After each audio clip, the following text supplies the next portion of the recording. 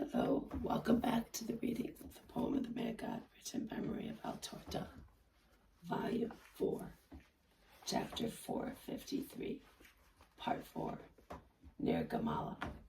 Jesus entrusts the church to the Blessed Virgin and speaks of mercy on oppressed people. But some citizens, certainly notables, run down from Gamala, and they reach Jesus, before whom they bow deeply, inviting him to enter their town and speak to the people who are coming to flocks of their own accord. You can go wherever you wish. They, and he points at the workers, cannot. It is now cool, and we are protected here from the sun. Let us go towards those poor wretches, so that they may hear the word of life as well, replies Jesus. And he sets out, first retracing his steps and taking an uneven path which leads down the mountain, where it is more painful to work. He then addresses the notables, saying, "If it is in your power to do so, order the work to be stopped." "We certainly can. We are the ones who pay, and if we pay some hours for nothing, no one can complain," reply the men from Gamala. And they go to speak to the supervisors, and a few moments later, I see the latter shrug their shoulders as if to say, "If you are happy, why should we worry?" They then whistle to the gangs, a signal which obviously means rest. Jesus, in the meantime, has spoken to other people from Gamala, and I see them nod assent and walk away fast back to the town. The workers hurry around the supervisors, looking frightened. "Stop working.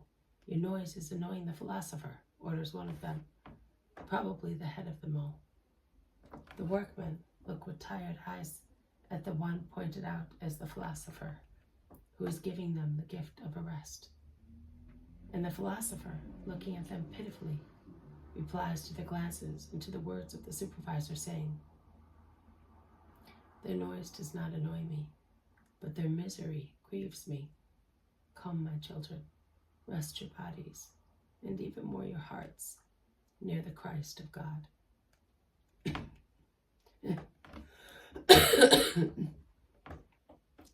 The population, the slaves, the condemned men, the apostles and disciples crowd in the free space between the mountain and the trenches.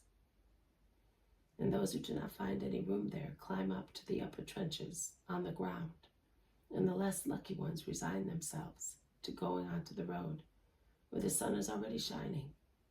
And more people come from Gamala, and many travelers coming from other towns and going to Gamala stop as well. There is a large crowd, and those who had gone away a short time before are elbowing their way through the crowd. They are carrying heavy baskets and containers.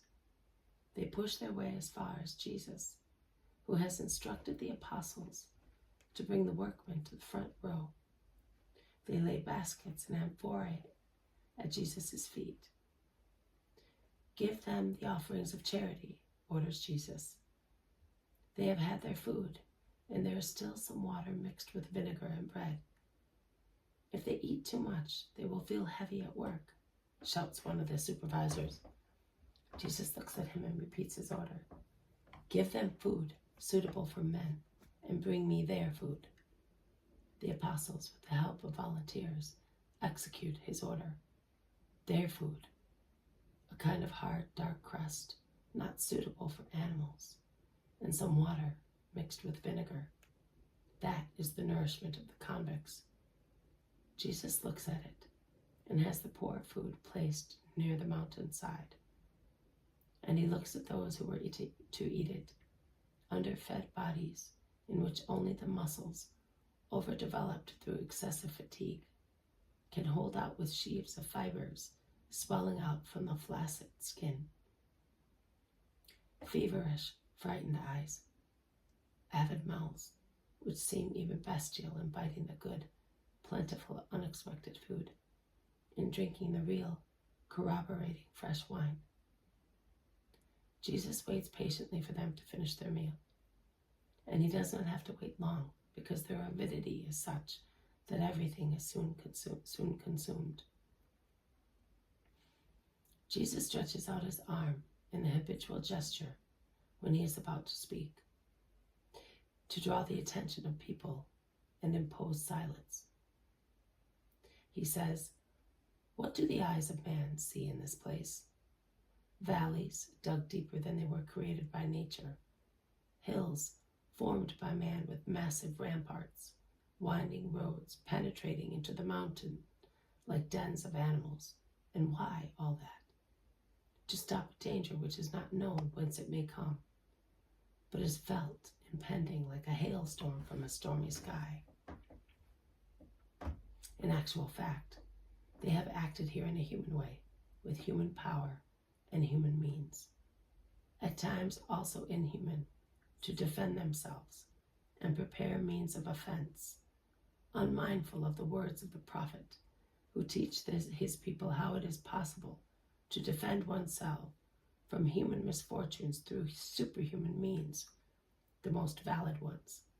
He cries, 'Console my people, comfort Jerusalem, because her slavery is ended, her sin is atoned for, because she has received from the hand of the Lord double punishment for all her crimes.'" And after the promise, he explains the way to make it become real. "Prepare the ways of the Lord, make straight the ways of God across the desert. Every valley will be filled in, every mountain will be laid low. The winding way will become straight, the hard one will become comfortable. Then the glory of the Lord shall be revealed, and all men without any exception shall see it. From the mouth of the Lord has spoken, for the mouth of the Lord has spoken." Those words were taken up by the man of God, John the Baptist, and death only silenced them on his lips. That is, O men, the true defense against the misfortunes of mankind. Not weapon against weapon, defense against offense. Not pride, not fierceness, but supernatural weapons, but virtues achieved in solitude. That is, in the interior of the individual, all alone with himself, who works to sanctify himself, erecting mountains of charity, lowering peaks of pride, straightening twisted ways of concupiscence, removing sensual obstacles from his way. Then the glory of the Lord will appear, and man will receive the defense of God against the spiritual and material snares of enemies. What do you expect? A few trenches, a few glacis, a few forts to be against God's punishment, which the wickedness or just the tepidness of man draws upon himself. Against punishments which will be named. Romans, as in the past they were named, Babylonians, Philistines, or Egyptians, but in actual fact are divine punishments, and nothing else, deserved by the excessive pride, sensuality, greed, falsehood, selfishness, disobedience to the holy law of the Decalogue. A man, even the strongest one, can be killed by a fly.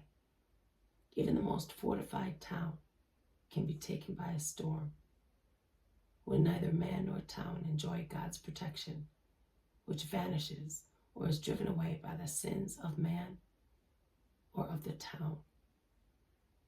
The prophet goes on saying, "All flesh is grass, and all its glory is like a wild flower. The grass withers, the flower fades, as soon as the breath of the Lord blows on them." This has been a reading from the poem of the Man God, written by Maryand GodVol4-Ch453-Pt4-J Volume 4, Chapter 453, Part 4. Nirgamala. Jesus entrusts the church to the Blessed Virgin and speaks of mercy on oppressed people. Thank you for listening. I will see you tomorrow. May God bless you, and may peace be with you.